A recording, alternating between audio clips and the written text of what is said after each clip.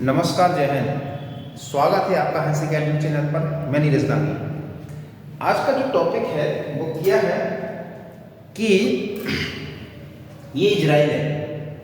Israel की अगर हम आपको लोकेशन बताएं तो इजराइल के उत्तर में देखा है तो ये लेबनान है, इसके पश्चिम में देखा तो ये मेडिटेरियन सी है जो कि विश्व का दूसरा बड़ा सी, भूमध्य सागर पहला, दक्षिणी चीन सागर।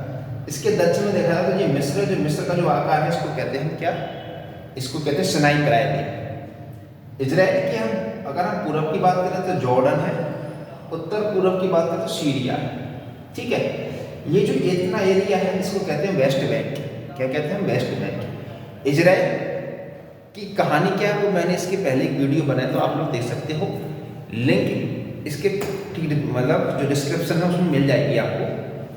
अब देखो चर्चा क्या है। ये जो इजराइल का ये वाला एरिया इसको कहते हैं गोलन हाइट्स। अब जो गोलन हाइट्स है इस पर अधिकार 2018 में किसने, इजराइल ने कर लिया था, तब से लेके आता है। अब है क्या, इसके यहाँ पर है ये सीरिया जिसकी राजधानी क्या है, दमिश्क। अब है क्या कि इजराइल ने जो सीरिया की राजधानी है दमिश्क, इस पर किया है क्या हमला, एक एयर स्ट्राइक की। तो एयर स्ट्राइक क्यों की है, क्या इसका कारण है, लड़ाई की जो मेन कारण है ना, देखो आज जो मुख्य विषय है वो है क्या, गोलन हाइट्स। तो गोलन हाइट्स का सामरिक महत्व क्या है, इसका जो सामरिक महत्व है क्या है, इजराइल के लिए भी और सीरिया के लिए, जिस पर अधिकार किसने कर लिया है, इजराइल ने कर लिया है। तो जो एयर स्ट्राइक की है इजराइल ने वो कहाँ से की है, गोलन हाइट्स। कहाँ की है, दमिश्क। अब सीरिया में ऑलरेडी अर्थक्वेक आया हुआ है, सीरिया है तुर्की, ये पहले से ही जूझ रहे थे। साथ ही साथ इनने क्या किया, एयर स्ट्राइक की।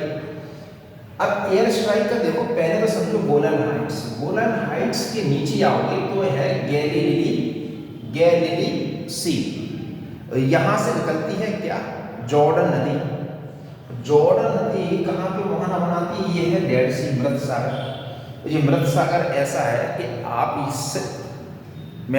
इस सागर में आराम से बढ़िया से कबड्डी खेल सकते हो, डूबते नहीं है लोग बात में, ऐसा कहा जाता है। ठीक है ना, क्यों, सैलिनिटी की मात्रा इसमें ज़्यादा है, सैलिनिटी की मात्रा इसमें ज़्यादा है। तो जो गैलीली सी है गोलन हाइट्स में स्थित है, यहाँ से निकलती है जॉर्डन नदी। और जो गैलीली सी है मतलब जो पहाड़ी क्षेत्र है, मतलब वर्षा ज़्यादा होती है तो पानी की मात्रा फिर ज़्यादा होती है। तो जॉर्डन, अब जो इजराइल है ये कैसा है, बंजर क्षेत्र है और इसके उत्तर में है गोलन हाइट्स। तो इसने अधिकार क्यों किया, पहले तो इसे समझो, क्योंकि यहाँ से आती है जॉर्डन नदी और जॉर्डन नदी से लगभग ये मान लो 1/3 पानी मिलता है किसको, इजराइल को। तो इजराइल मतलब लड़ाई, रोटी कपड़ा और मकान, तो पानी इसकी आवश्यकता है। और अगर गोलन हाइट्स पर कब्जा कर लेंगे मतलब कि गैलीली पे सी पर कब्जा हो गया, यहाँ से जो जॉर्डन नदी आ रही है उसके पानी क्षेत्र पर अधिकार हो जाएगा। ठीक है ना, तो पानी मतलब जॉर्डन नहीं, जॉर्डन नदी इजराइल का 1/3% जो पानी की जलापूर्ति क्या करता है, क्योंकि इसके पश्चिम में देखा जाए तो भूमध्य सागर, और भूमध्य सागर तो पानी खा रहा है, तो पानी मीठा है इसका, यहाँ पे वर्षा जो होती है पानी मीठा है, तो मीठे पानी की आवश्यकता है इजराइल को। ठीक है, अब लड़ाई होती है गोलन हाइट्स की, कि जिसने अगर गोलन हाइट्स पर कब्जा कर लिया मतलब कि उसने गैलीली सी और जॉर्डन नदी के पानी पर कब्जा कर लिया, तो जी एक दूसरे पर मतलब हवाई हमले करते रहते हैं। तो जो इजराइल ने एयर स्ट्राइक की है दमिश्क पर, मतलब राजधानी सीरिया का, लेकिन इसमें सीरियन लोगों की मृत्यु नहीं हुई है। मारा किसको है, ईरानी, ठीक है, सेना को। ईरान के कुछ टेररिस्ट यहाँ पर दमिश्क में छुपे हुए थे। आपको अजीब क्या बात हुई, एयर स्ट्राइक सीरिया पर, मरे कौन, इजराइली, सॉरी ईरानी। ईरान कहाँ है, जॉर्डन के आप इजराइल की आप इधर आ गए, सॉरी सीरिया की इधर है इराक, और इराक से इधर लगा हुआ है यहाँ पर ईरान, ये लगा हुआ है ईरान। अब चूंकि जो ईरान है ये है कैसा, शिया, और जो सीरिया है ये भी शिया। तो शिया और शिया कैसे हैं, एक दूसरे से आइडियोलॉजी मैच होती है। तो जो दमिश्क में ईरानी जो लड़ा के बैठे थे, जो टेररिस्ट बैठे थे, ये हमला करने वाले थे किस पर, इजराइल पर। ये भनक किसको लग गई, मोसाद को। मोसाद क्या है, इजराइल की जांच एजेंसी, अपने यहाँ पे उसको रॉ कहते हैं, पाकिस्तान में उसको ISIS कहते हैं। जग जाहिर है भाई कि मोसाद क्या है।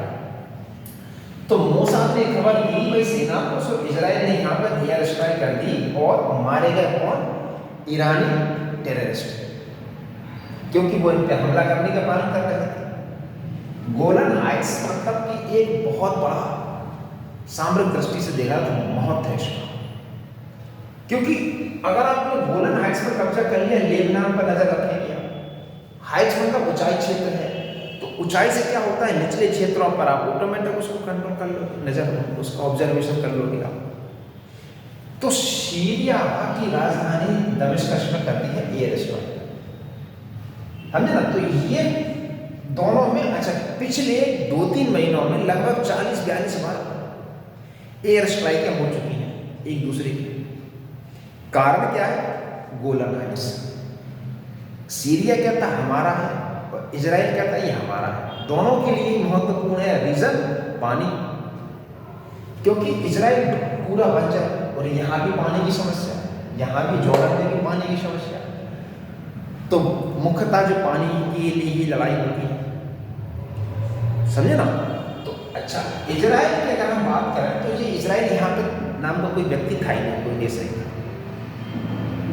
द्वितीय विश्व युद्ध में जर्मनी ने यहूदियों को अपने देश से निकाला था, तो यहाँ पर USA और ब्रिटेन ने इस यहाँ पर जगह दे दी थी इनको ठहरने के लिए। यहाँ पर एक समय जो शासन था वो फिलिस्तीनियों का था। फिलिस्तीन कौन थे, अरब देशों के जो सुन्नी मुसलमान थे वे फिलिस्तीन थे, अरब देशों के, समझे ना। तो अब यहूदियों का और फिलिस्तीनियों का कॉन्फ्लिक्ट होता रहा। परिणाम यह हुआ कि वेस्ट बैंक ये जो इतना एरिया वेस्ट बैंक, यहाँ पर फिलिस्तीन बचे हैं, और जो इतना एरिया है ये वाला एरिया, यहाँ पर है गाजा पट्टी, यहाँ पर बचे हुए हैं कौन, फिलिस्तीनी।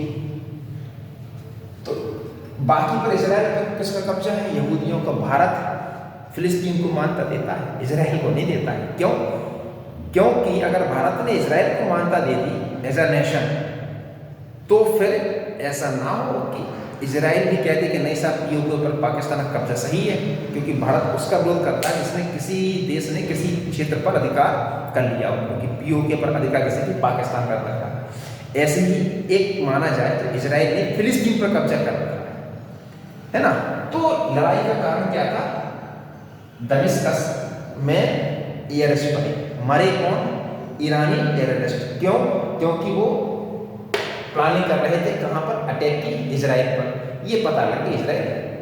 तो ये एयर स्ट्राइक वाली कहानी। आई होप आपको ये टॉपिक समझ में आया होगा। अगर आप चैनल पर नए हैं तो इस वीडियो को अगर अच्छा भी लगे तो उसको एक छोटा सा लाइक और एक कमेंट जरूर कर देना, ताकि हमें एक छोटा सा क्या है, एक प्रोत्साहन मिलता है, और हम अगला जो वीडियो लाएँ तो उसमें अच्छा कंटेंट है ना, जिससे कि आपके लिए एग्जाम के पर्सपेक्टिव से भी महत्वपूर्ण होता है। थैंक यू, जय हिंद।